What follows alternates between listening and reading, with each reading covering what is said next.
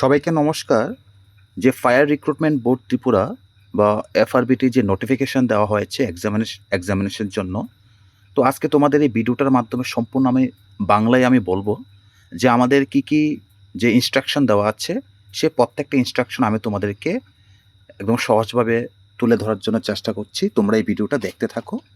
তো প্রথমত যে নোটিফিকেশনটা বেরিয়েছে, এখানে বলা হয়েছে যে ফায়ারম্যান নিয়োগের জন্য পরীক্ষা সংক্রান্ত যে বিজ্ঞপ্তি, সেই বিজ্ঞপ্তির যে অ্যাডভার্টাইজমেন্ট নম্বরটা এখানে তুলে ধরা হয়েছে এবং তারিখটা হচ্ছে 27-10-2025।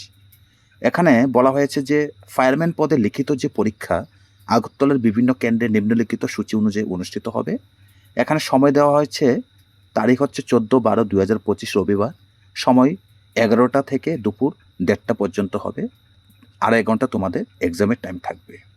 যেসব প্রার্থী শারীরিক সক্ষমতা পরীক্ষায় উত্তীর্ণ হয়েছেন, তাদের লিখিত পরীক্ষা ন্যূনতম যোগ্যতা অর্জন করতেই হবে তোমাদের, এবং তারপর তোমাদের পরবর্তী ধাপে তোমাদেরকে যোগ্য বলে গণ্য করা হবে। তোমাদের অ্যাডমিট কার্ড যথাসময়ে সরবরাহ করা হবে এবং লিখিত পরীক্ষা তোমাদের 85 মার্কে হবে। ন্যূনতম যোগ্যতা তোমাদের কত পেতে হবে? যারা ইউআর ক্যাটাগরি আছে তাদেরকে 30 নম্বর পেতে হবে। এসসি এসটি প্রার্থীদের জন্য 25 নম্বর পেতে হবে। পরীক্ষা হবে এমসিকিউ টাইপ।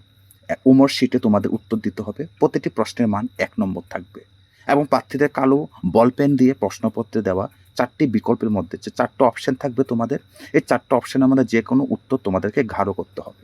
নেতিবাচক নম্বর প্রদান বা নেগেটিভ মার্কিং কিছু নেই, বা একটা ভুল হয়েছে তোমাদের, এটার জন্য কোনো নেগেটিভ মার্কিং থাকছে না। এবং প্রশ্নপত্র ইংরেজি এবং বাংলা 2টা ভাষায় তোমাদের এক্সাম হবে। তবে উমর উত্তরপত্র বা নির্দেশগুলি শুধুমাত্র ইংরেজি ভাষায় থাকবে।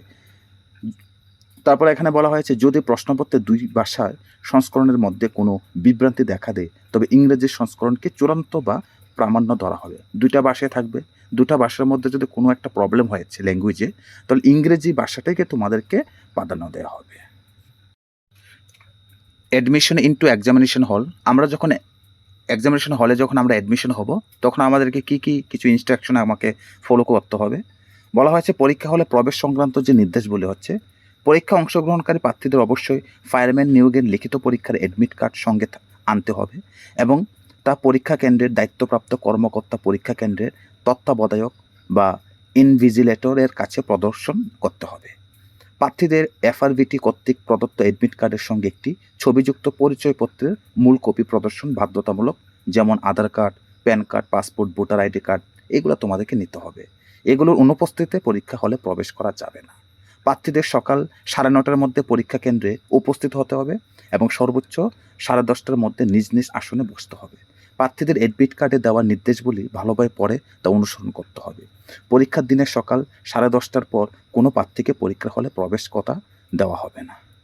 এবার উমর উত্তরপত্র যে মূল্যায়নটা বলা হয়েছে, যে ওএমআর যে শিটটা আছে পদ্ধতিতে সম্পূর্ণ কম্পিউটার সাইজ সিস্টেমে তোমাদের উত্তরপত্র মূল্যায়ন করা হবে এবং ফলাফল প্রস্তুত করা হবে।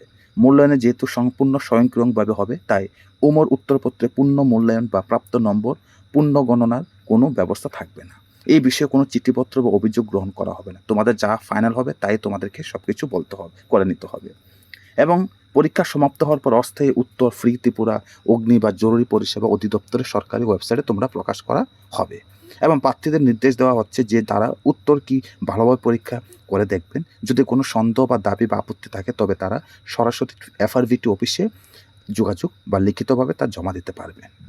এবং আপত্তি জানাতে হলে প্রার্থীদের কারণ ও উৎস উল্লেখ করতে হবে এবং নির্দিষ্ট ফরম্যাটে উপযুক্ত কলামে তথ্য প্রদান করতে হবে। 3 নাম্বার প্যারাতে বলা হয়েছে যে ফায়ারম্যান নিয়োগ পরীক্ষার অস্থায়ী উত্তর কি সম্পর্কিত আপত্তি জমা দেওয়ার ফরম্যাট। প্রার্থীর বিবরণ, প্রার্থীর নাম, প্রার্থীর ফোন নম্বর, রোল নাম্বার, চেস্ট নাম্বার, পদের নাম, প্রশ্নপত্র সিরিজ, প্রশ্ন নম্বর, উত্তর অনুযায়ী বিকল্প, প্রার্থীর প্রস্তাবিত বিকল্প, প্রার্থীর দাবির পক্ষে কারণ বা উৎস, মন্তব্য, এইসব কিছু বিষয় তোমাদের মেনশন করতে হবে। প্রার্থীর স্বাক্ষর, সিগনেচার অফ ক্যান্ডিডেট। চূড়ান্ত উত্তর কি, ফাইনাল অ্যান্সার কি, চূড়ান্ত উত্তর কি নির্দিষ্ট সময়ে প্রকাশ করা হবে। প্রার্থীদের থেকে প্রাপ্ত আপত্তি বা চ্যালেঞ্জগুলো পর্যালোচনা করে বিষয়ভিত্তিক বিশেষজ্ঞদের মতামত গ্রহণের পর এফআরবিটি প্রাপ্ত সকল আপত্তি যাচাই শেষে চূড়ান্ত উত্তর কি প্রকাশ সেটা করবে। চূড়ান্ত উত্তর কি প্রকাশের পর এই বিষয়ে কোনো আবেদন বা অভিযোগ বা আপিল গ্রহণ করা হবে না। প্রার্থীদের জানানো হচ্ছে যে বিষয়ভিত্তিক বিশেষজ্ঞদের মতামতকে চূড়ান্ত এবং প্রামাণ্য সিদ্ধান্ত হিসেবে ধরা হবে এবং অনাপত্তি যে নো অবজেকশন সার্টিফিকেট এনওসির কথা যে বলা হয়েছে, যেসব প্রার্থী সরকারি বা বেসরকারি প্রতিষ্ঠানে কর্মরত তাদের অবশ্যই ইন্টারভিউর সময় নো অবজেকশন সার্টিফিকেট জমা দিতে হবে। এই সনদটি তাদের বিভাগ সংস্থার উপযুক্ত কর্তৃপক্ষ কর্তৃক ইস্যু করা থাকতে হবে। যেসব প্রার্থী বর্তমানে কর্মরত অবস্থায় আবেদন করেছেন তাদের ক্ষেত্রে ধরা হবে যে তারা সংশ্লিষ্ট কর্তৃপক্ষের কাছ থেকে এনওসি সংগ্রহ করেছেন। তো এখানে নির্বাচনের প্রক্রিয়াগুলো কি হচ্ছে, যে লিখিত পরীক্ষা ন্যূনতম যোগ্যতা নম্বর 30 বা 35 প্রয়োজনে প্রযোজ্য বা তার বেশি নম্বর প্রাপ্ত হওয়া এবং ব্যক্তিগত সাক্ষাৎকারের জন্য ডাকা কোনো প্রার্থীকে নিয়োগের নিশ্চয়তা দেয় না। অর্থাৎ সাক্ষাৎকারে ডাকা মানে নিয়োগ নিশ্চিত নয়। হয়তো তোমরা ইন্টারভিউ দিয়েছ, এর পরবর্তী তখন তোমাদেরকে আবার কল করা হবে, তার মানে এটা নয় যে তোমরা চাকরি পেয়ে যাবে, এরকম কোনো নিশ্চয়তা নেই। ব্যক্তিগত সাক্ষাৎকারের সময় প্রার্থীদের অবশ্যই নিম্নলিখিত কিছু মূল কপি বা স্বস্বাক্ষরিত 2 সেট ফটোকপির সঙ্গে আনতে হবে এবং যাচাইয়ের জন্য, যেমন মার্কশিট বা সার্টিফিকেট, পিআরটিসি, মেট্রিকুলেশন সার্টিফিকেট বা কোনো কাস্ট সার্টিফিকেট বা এক্স সার্ভিসম্যান বা সিভিল ডিফেন্স যদি হয়ে থাকো তাহলে এগুলো তোমাদের লাগবে। এই হচ্ছে আমাদের আজকের এই মূল বিষয়বস্তু। তো আমি এত কিছু তোমাদেরকে আর ডিসকাস করছি না, যে ইম্পর্টেন্ট যে তথ্যগুলো আমি তোমাদেরকে সেটা তুলে ধরেছি। তো আশা করি তোমাদের এই সামান্য এই তথ্যটুকু তোমাদের খুবই উপকার আসবে। তো তোমরা যেহেতু এক্সাম চলে এসেছে, তোমরা ভালো করে স্টাডি করো। আর যারা স্পেশাল এক্সিকিউটিভ এক্সামের জন্য মানে যারা রেজাল্টের জন্য ওয়েটিং করছো, দেখো আমি বলেছিলাম যে কালী পুজোর পরে তোমাদের রেজাল্ট পাবলিশ হওয়ার কথা ছিল। তো কালী পূজা শেষ হয়েছে, এই মাসও শেষের পথে, সামনে মাসে তোমরা ওয়েট করতে পারো, কালী পূজা সেই মাত্র গিয়েছে। আর যদি কালী পুজোর পরে যদি রেজাল্ট আউট না হয় তাহলে তোমরা ধরে নিতে পারো যে আগামী কিছুদিন কয়েক মাসের পরে আমাদের ত্রিপুরাতে বিসি ইলেকশন আসবে। তো বিসি ইলেকশন নিয়ে আমাদের সিএম কিন্তু খুব মানে একদম খুব ব্যস্ত হয়ে রয়েছে। আজকে সেদিক এদিক জয়েনিং প্রোগ্রাম চলছে বিসি ইলেকশন নিয়ে।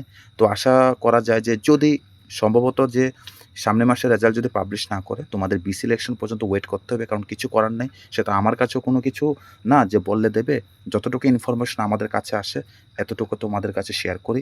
তো কালী পূজা যেহেতু গিয়েছে, সামনের মাসে যদি রেজাল্ট না হয় তাহলে নিশ্চয়ই তোমাদের বিসি ইলেকশন পর্যন্ত তোমাদের অপেক্ষা করতে হবে। আজকে এইটুকু তোমাদের ইনফরমেশন দেবো। সকলকে নমস্কার।